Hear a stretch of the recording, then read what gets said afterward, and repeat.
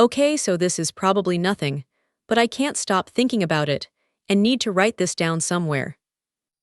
I was doing laundry this morning and my husband's phone fell out of his jacket. Screen lit up with a text from Sarah M. with some heart emoji that said something like, "She's getting suspicious, maybe we should tell her about." And then it cut off. I know we shouldn't go through each other's phones, but who is Sarah M? Mark never mentioned anyone named Sarah. We share everything usually, or I thought we did.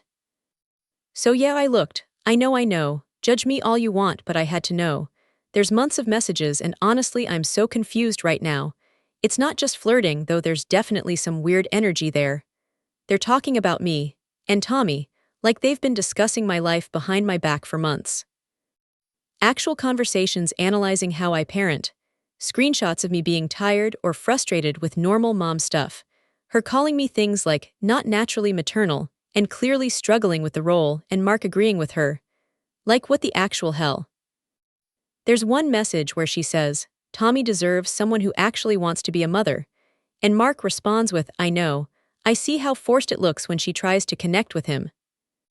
Forced? I love that kid more than anything in this world. I've been in his life for 2 years. I go to every school event. I make his lunches. I read to him every single night. How is any of that forced? Edit, just realized something that's making me feel sick. Tommy has been asking me really weird questions lately. Like, why do you get mad so much? And do other moms act like you? And would you be happier if you didn't have to take care of me? At the time I thought he was just being a curious 8-year-old, but now I'm wondering if Mark has been saying stuff to him. Planting ideas, making him question our relationship. Last week Tommy asked me, what's a real mom supposed to be like? And when I asked why he was asking, he said, Daddy says real moms are different than you. I thought Mark was just talking about his biological mom, who I thought was dead, but now I'm not so sure. Edit 2, I keep reading these messages and I feel like I'm going insane. There's one conversation where Sarah asks, how long are you going to keep pretending with her? And Mark says, until I figure out the best way to handle this situation. Handle what situation? What am I, a problem to be solved? Edit 3, found older messages. They've been talking since before we got married. She was asking him questions about me back then too. Are you sure she's the right choice for Tommy? Have you thought about what's really best for him long term? What kind of person inserts themselves into someone else's relationship like that? And why was Mark entertaining it? I feel sick. What kind of husband does this? And why is some random woman so invested in my family? Who the hell is Sarah and what does she want with us? Update, found more messages. This goes way deeper than I thought. I can't even process what I'm seeing. We'll post update later. Hands are literally shaking right now, and I need to figure out what to do. Tommy's at school right now and Mark's at work. I'm sitting here in our kitchen that I decorated, looking at pictures of us as a happy family, and I don't know what's real anymore. Sorry for rambling, just needed to get this out somewhere before I completely lose it. Big update 1, posted 5 days ago. Okay, so people in the comments are asking for backstory, and honestly, maybe writing this out will help me figure out what's happening. Plus, I need to do something with my hands, or I'm going to have a panic attack. Mark and I met on Bumble about 3 years ago. I was coming out of a really brutal breakup, like the kind where your ex cheats with your best friend and you question everything about yourself. My self-esteem was basically in the toilet. I'd been single for almost a year, just swiping through dating apps feeling hopeless. Most guys were awful. Dick pics within the first message, hey beautiful want to come over type stuff. I was about to delete all the apps when Mark's profile popped up. His bio was simple but thoughtful. Financial advisor, loved hiking and cooking, close with his family. Photos with friends at barbecues, one with his sister and her kids where he looked genuinely happy. No gym selfies or dead fish photos lol, he looked normal, like a real grown-up. When we matched, his first message was actually about something in my bio. I'd mentioned loving to hike, and he suggested this trail he'd just discovered upstate, said the fall colors were supposed to be amazing. Not, hey sexy, or what are you looking for on here, just a normal conversation starter. We texted for like 2 weeks before meeting and he was just different, asked real questions about my work. I'm a graphic designer, my hobbies, my family. Shared funny stories about his day, never once asked for nudes or pushed to meet immediately. After a year of dating apps, I was shocked someone could hold a conversation. First date was supposed to be coffee but turned into a 4-hour walk through the city. He was funny without trying too hard, listened when I talked, asked follow-up questions, told me about his work, his sister who lived nearby, his hobbies. Then he mentioned his son Tommy, who was 5 at the time, and how his wife had passed away from cancer 2 years before. The way he talked about both of them, you could hear the love and the grief in his voice. As someone who'd always wanted kids but never found the right person, it felt like maybe I'd found something real. Edit, God, reading this back, I sound so naive. But at the time, it really felt like the universe was finally throwing me a bone. Second date was dinner, third was a museum. He never pressured me for anything physical, never made me feel like I was just there for his entertainment. After months of guys who treated me like a hookup opportunity, Mark felt like a miracle. The only thing that seemed slightly off, and I'm kicking myself for not paying more attention, was that some details would change a little between conversations. Like first he said he worked at Edward Jones, but later mentioned Merrill Lynch. When I asked about it, he laughed and said he'd recently switched firms and sometimes forgot which business cards he was handing out. Totally reasonable explanation. Another time he mentioned growing up in Ohio, but later said something about his childhood in Pennsylvania. When I brought it up, he said his family moved around a lot when he was young, so he considered multiple places home. Again, made perfect sense. Looking back, there were other tiny inconsistencies. But honestly, I think I was just so happy to find someone decent that I ignored any red flags. We dated for about 8 months before I met Tommy. Mark was really careful about that, said he'd made the mistake of introducing previous girlfriends too early and didn't want to confuse Tommy or get his hopes up about someone who might not stick around. Another green flag, right? Shows he puts his kid first. When I finally met Tommy, I was so nervous. This cute little 6-year-old with Mark's eyes and the shyest smile. He hid behind Mark's legs at first, but by the end of the day, we were building Legos together and he was showing me his dinosaur collection. Over the next few months, Tommy and I developed our own relationship. Zoo trips, baking cookies together, homework help. He started asking for me specifically when he was sick or had a bad dream. I genuinely fell head over heels for that kid. Started imagining birthday parties and Christmas mornings and teaching him to drive someday. Mark proposed after we'd been together 18 months. Nothing fancy, just the 3 of us at the beach where we'd had one of our first family outings. Tommy helped with the proposal. He handed me the ring box and asked if I wanted to be his forever mom. I ugly cried for like 20 minutes. Small wedding, just close family and friends. Tommy was our ring bearer and made a little speech about how happy he was to have a bonus mom who made his dad smile again. I cried happy tears that day thinking I'd finally found my family. Edit, I'm crying writing this because I was so genuinely happy. I thought I'd won the lottery. But even then there were moments that felt weird. Like Mark would sometimes correct me in front of Tommy, actually real moms do it this way, or Tommy's used to more patience from his mother. I thought he was talking about his late wife Jennifer and just missing her, so I tried to be understanding. Sometimes he'd make comments like, Sarah always handled bedtime better, or Tommy responds better to Sarah's approach. I figured Sarah was a nickname for Jennifer or something. He got emotional talking about his late wife, so I never pushed for details.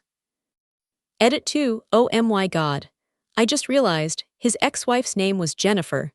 I remember because we visited her grave on the anniversary of her death. So who the hell is Sarah, and why has Mark been comparing me to her for 2 years? Edit 3, I feel like such an idiot. All those times he corrected me, all those comparisons, all those moments when I felt like I wasn't measuring up, he wasn't talking about his dead wife. He was talking about some other woman. Some woman he's still talking to. God, I feel so stupid. The signs were probably there the whole time, and I just wanted the fairy tale so badly I ignored them all. Update, going through the messages again now that Tommy's asleep. Mark's at some work dinner, so I have time to really dig into this. What I'm finding is so much worse than I thought. We'll post more tomorrow when I can think straight. Big update 2, posted 4 days ago. I couldn't sleep at all last night. Kept going through Mark's phone until like 4 am. Had to call in sick to work today because there's no way I can pretend to function normally after what I found. So the messages with Sarah go back almost 2 years, basically since right after we got married. At first I thought maybe she was just a friend he was venting to about normal step-family adjustment stuff, like maybe he was having trouble figuring out how to blend our family and needed advice. But then I started reading more carefully and guys, this is so much worse than I imagined. He's been secretly recording me, not just like casual phone videos, deliberate documentation. When I'm tired after work and Tommy's being loud and I ask him to use his inside voice, there's a video. When I got frustrated last week because Tommy spilled grape juice all over my work laptop right before a big presentation, and I raised my voice for literally 2 seconds. Another video. When I had food poisoning last month and was too sick to make Tommy's lunch, so I asked Mark to handle the morning routine. Video of me looking neglectful and unfit. And he's been sending all of these to Sarah with captions like, "See what I mean about her temperament." And "Tommy deserves better than this instability," and "Look how she handles stress. Is this really mother material?" I found at least 30 videos over the past year. Every bad moment, every human moment, every time I was less than perfect documented and shared with this stranger like evidence in a court case. Edit, I had to stop writing and throw up. I'm not even exaggerating, I ran to the bathroom and puked. Edit 2, there are also photos. Like when I fell asleep on the couch last Sunday after working a 60-hour week. Sent to Sarah with caption, "This is how she supervises Tommy." When I was in my pajamas at 7 am making breakfast with messy hair and no makeup. Looks like she's given up on even trying. Who does this to someone they claim to love? I confronted him when he got home this morning. Just walked up to him while he was having coffee and shoved the phone in his face. Asked him straight out who Sarah was and why he was sending her videos of me. His reaction was weird. He didn't panic or try to grab the phone or make excuses. He just got this really calm look on his face and said, "I was wondering when you'd find out." Not "I can explain" or "it's not what it looks like." Just "I was wondering when you'd find out." Like he'd been waiting for this moment. Then he sits down at our kitchen table, our table where we eat family dinners and help Tommy with homework, and tells me the most insane story I've ever heard. Sarah isn't some random woman. She's Tommy's biological mother, not Jennifer who died of cancer. Jennifer was Mark's sister who helped him get custody when Sarah supposedly abandoned them 3 years ago. The whole dead wife story, complete fabrication. But according to Mark, Sarah didn't actually abandon Tommy. She was just young and irresponsible and not ready for motherhood, so Mark stepped in to give Tommy stability.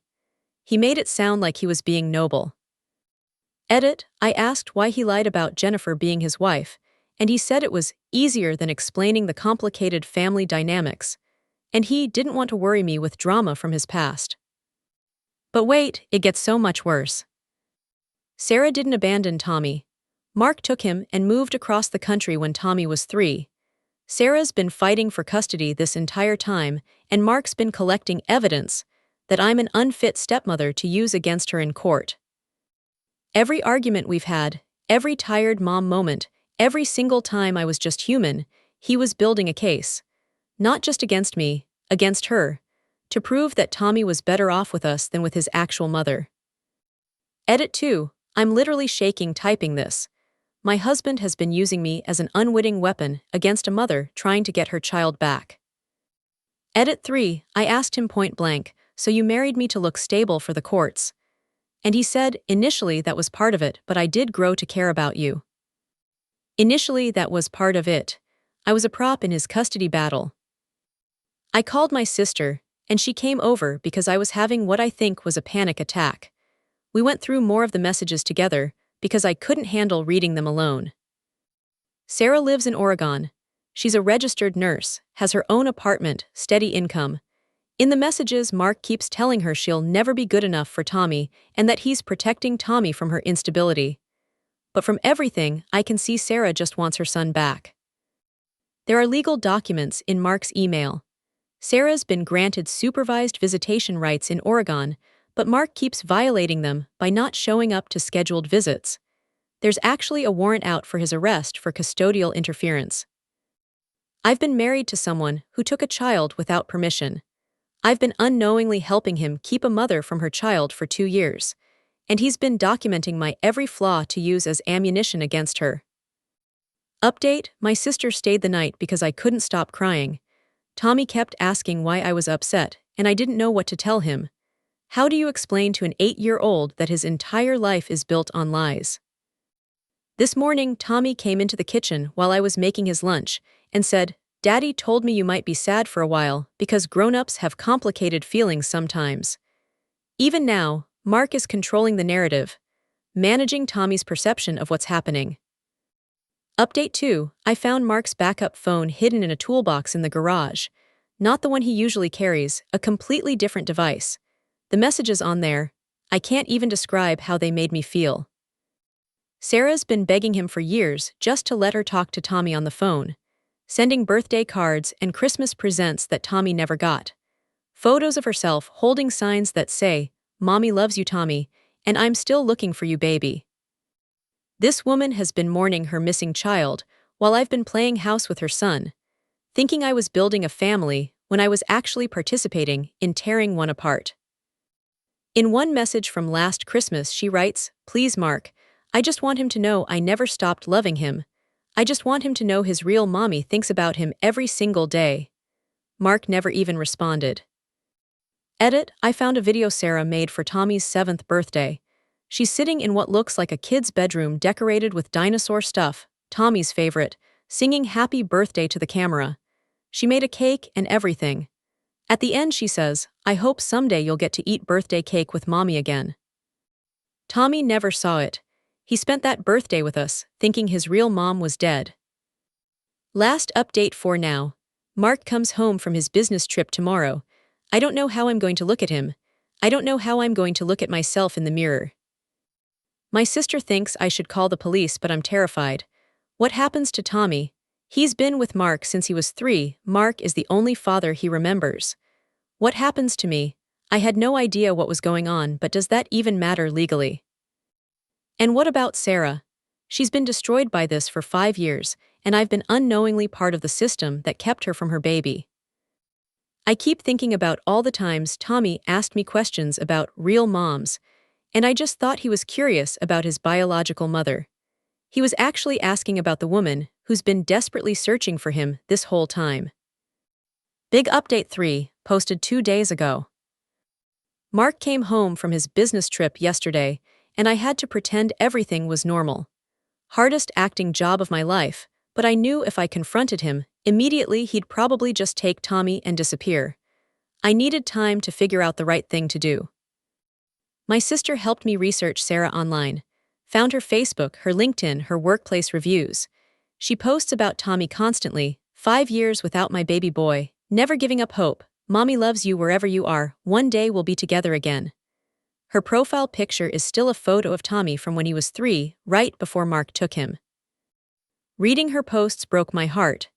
Every birthday, every Christmas, every milestone Tommy hit while living with us, she posted about missing it. She keeps a blog called Letters to My Missing Son, where she writes to Tommy like he might someday read it. One post from last month says, "Tommy, you're 8 now and I wonder what your favorite subject in school is. Do you still love dinosaurs? Are you still afraid of thunderstorms? Mommy has your room ready for when you come home. I never stopped believing we'd find each other again." Meanwhile, Tommy was complaining to me that same week about having to write a report on dinosaurs because he's not into them anymore, and asking if he could redecorate his room to look more grown up. This woman has been frozen in time, holding on to the memory of a 3-year-old who doesn't exist anymore, while I've been raising the child she should have been raising. Edit: but here's where I started getting suspicious about some details. Sarah's social media seems almost too perfect. Like every post is perfectly heartbreaking, every photo perfectly tragic. And when I tried to look up the legal case she mentioned, I couldn't find any public records. I also noticed some inconsistencies. She posted about Tommy's favorite dinosaur being a T-Rex, but Tommy's actually obsessed with velociraptors. Small thing, but weird for a mom to get wrong about her own kid. Edit 2. I made a decision that's probably going to ruin my life, but I couldn't live with this anymore. I contacted Sarah. I found the number for the hospital where she supposedly works and asked to speak with Sarah M. in pediatric nursing. They told me no one by that name worked there. I tried 3 other hospitals in her area. Nothing. So I called the number from Mark's phone directly. When I said, "This is about Tommy," she immediately started crying, like she'd been waiting for this call for 5 years. We talked for almost 3 hours. I told her everything, how I met Mark, the lies about Jennifer, how he's been recording me to build a case against her. I told her about Tommy's life with us, what he's like now, how much he's grown. She was so grateful she could barely speak between the tears. She kept saying, "Thank you for calling, thank you for telling me, thank you for caring about him." Like I was some kind of hero, when really I'd been unknowingly participating in her nightmare. She told me her side of the story, and honestly, it sounded believable at first. She wasn't irresponsible or unfit. She was 22 when Tommy was born, working as a nursing assistant while going to school. Mark was her boyfriend, but they broke up when Tommy was 2 because Mark was controlling and had anger issues. She had primary custody and Mark had weekends. Everything was going fine until Mark missed a custody exchange and didn't bring Tommy back. She called the police, but by then Mark had already left the state. She's been fighting through the courts ever since, but interstate custody cases are complicated and expensive. Edit, but then she started asking really specific questions about our daily routine. What time Tommy goes to bed, what door we use to enter the house, whether we have security cameras. She said it was because she wanted to understand his life, but it felt weird. Update, this is where everything went completely off the rails. Sarah asked me to help her get Tommy back. Not just moral support, she wanted me to actively work against Mark, record him admitting what he did, get evidence of his lies, help her build a legal case. And she offered to pay me for it. A significant amount of money, like $25,000 total, enough for me to start completely over somewhere far away from this mess.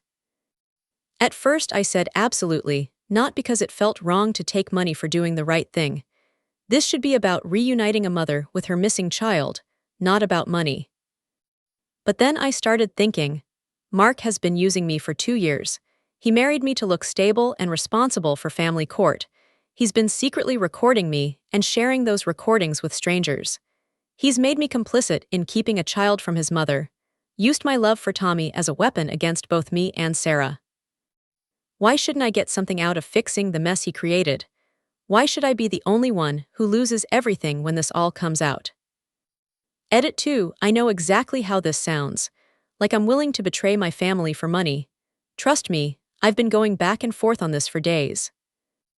Edit 3, Sarah seemed to know exactly what to say to convince me. She kept talking about how Tommy deserved to know his real mother, and how I was the only one who could help him.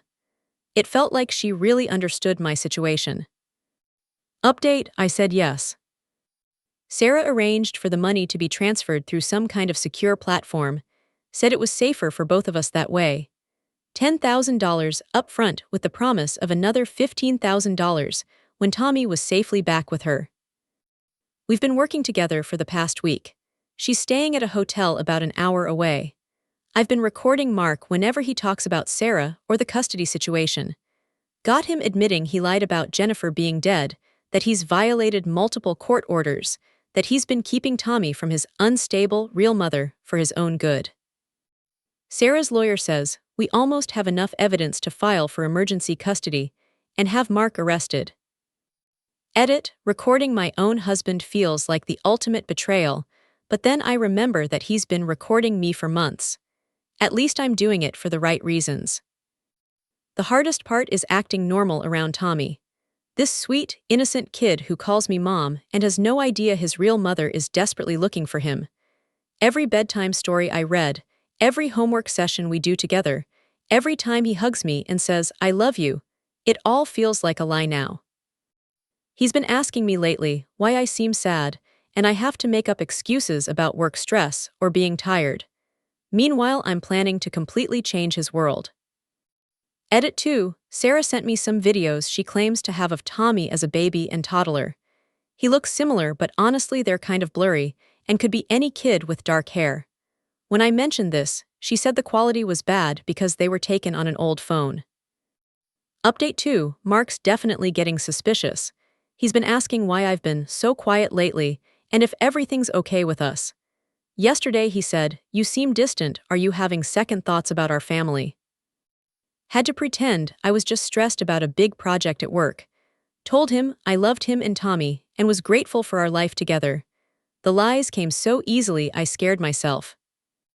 But I also noticed he's been watching me more carefully. Like he's studying my behavior. It's probably just paranoia, but it's making me nervous. Edit, the money appeared in my account yesterday.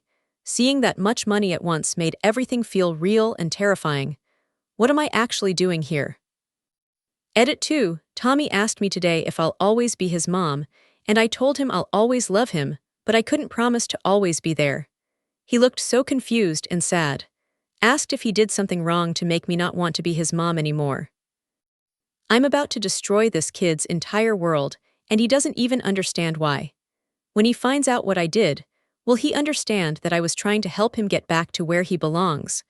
Or will he just remember that the mom who claimed to love him betrayed him? Final update, it's supposed to happen tomorrow. Sarah says she's flying in with her lawyers and some kind of law enforcement. I've given them copies of all my recordings, photos of Mark's backup phone, documented evidence of all his lies. Mark thinks he's going to his weekly poker game, but according to Sarah, that's when they'll make their move. Sarah will finally see her son after 5 years of searching, and I'll have enough money to start over somewhere new. I should feel good about reuniting a mother with her missing child. Part of me does. But I also feel like I'm betraying Tommy, who trusts me completely and has no idea what's coming. Edit, can't sleep. Keep thinking about Tommy's face when he realizes what I did. Will he understand someday that I was trying to do the right thing? Or will he just remember that his stepmother abandoned him just like he thought his birth mother did? Edit 2, Sarah texted me tonight. I can never thank you enough for giving me my life back. Tomorrow, I finally get to hold my baby again. Made me cry because part of me is happy for her, but part of me is terrified I'm making the worst mistake of my life. Edit 3, Mark just got home from poker, but he's acting really strange. He came straight to me and said we need to talk. Not angry or accusatory, just serious. I think something went wrong with the plan. I'm scared to find out what happened. The last update, posted 1 day ago. I don't even know how to write this. Everything I thought I knew was wrong. Again. I'm sitting in a police station, right now typing this on my phone, while they decide what to do with me. Mark didn't go to poker last night. He went to meet with federal agents. The woman I've been talking to isn't Tommy's real mother. According to law enforcement, her real name is Rebecca Martinez, and she runs what they're calling a child removal service, basically a network that targets families and manipulates people into helping them gain access to children. The $25,000 wasn't payment for reuniting a mother with her child. According to investigators, it was payment for helping deliver a child to her network. Edit, I feel like I'm going to be sick writing this. Mark has been working with law enforcement for months. Everything I discovered, the secret phone, the recordings, the messages with Sarah, it was all part of an investigation. Rebecca first contacted Mark a few years ago, claiming to be Tommy's biological mother, who'd been searching for him. Instead of just blocking her or calling police immediately, Mark contacted the FBI because something felt off about her story. They'd been building a case against her network ever since. Mark has been playing along, pretending to be a guilty father who'd taken a child, to draw out her operation and identify her accomplices. Edit, I was the accomplice they were trying to identify. Those videos Mark was taking of me, they weren't to prove I was an unfit mother. They were to document how Rebecca was coaching me to see normal parenting moments as evidence of problems. Every time I got frustrated with Tommy, every time I was tired or stressed, she was training me to interpret these as proof that Tommy deserved better. Edit 2, Tommy is Mark's biological son. Jennifer was his wife who died of cancer exactly like he originally told me. The grave I visited, the photos of their wedding, the stories about her illness, all of it was real. Rebecca had done extensive research on our family before targeting us. She knew about Jennifer's death, about Tommy's age, about our marriage timeline. She used real details to make her lies more believable. Edit 3. Law enforcement showed me Rebecca's actual criminal history. She's done this multiple times before in different states. Finds families with children, usually single fathers or remarried couples. Gets someone inside the family to help her gain access to the kids, usually by claiming to be a long-lost relative with legal rights. Update all those heartbreaking Facebook posts about missing my baby boy. Fake profiles designed to manipulate me. The letters to my missing son blog, created specifically to pull at my heartstrings. The videos of Sarah singing happy birthday to Tommy, staged content meant for me to find. The secure platform she used to transfer money, monitored by federal agents. Every conversation we had was being recorded. I spent weeks helping someone plan to take my own stepson. I accepted payment to betray my family to predators. Edit, Mark's here at the police station now. The agents say I'm not being charged because I was manipulated, and because ultimately I didn't go through with anything that actually put Tommy at risk. But I don't know if our marriage can survive this. How do you forgive someone for being so easily manipulated? How do you trust someone who is willing to work against their own family? How do you rebuild after something like this? Edit 2. For people asking why Mark didn't tell me about the investigation, the agents say they couldn't risk Rebecca getting suspicious if I started acting differently. They needed her to believe I was genuinely turning against Mark and willing to help her. They also say they were monitoring the situation closely and would have intervened before any real harm came to Tommy. But that doesn't make me feel much better about what I almost did. Edit 3. Tommy's safe. He's been staying with Jennifer's sister for the past few days while all this got sorted out. He doesn't know anything about what happened. Mark told him I had to help police with something important, but I'd be home soon. Update, Rebecca has been arrested along with several other people in her network. According to the FBI, they've been operating across multiple states for years. I'm not the first person she's manipulated into betraying their own family. The agents showed me files on her other victims. Other step-parents, other family members who thought they were doing the right thing by helping her. Some of those children were never found. Final edit. I thought I was the hero of this story, saving a child from someone who'd taken him illegally. Turns out I was almost the villain who helped actual criminals take an innocent child. Rebecca is in federal custody. Her network is being investigated. And I have to live with the knowledge that if Mark hadn't been smarter and braver than me, Tommy could have disappeared forever. Sometimes when you try to do the right thing without all the facts, you end up being the worst person in the story. The money is evidence now, so I couldn't return it even if I wanted to. It sits in my account as a permanent reminder of my stupidity and how easily I was manipulated. Mark says we can work through this with counseling, but I don't know. How do you come back from almost destroying your own family? How do you rebuild trust with a child whose safety you put at risk? Tommy comes home tomorrow, and I have to figure out how to look him in the eye knowing what I almost did. Comments locked. I need time to process everything that happened.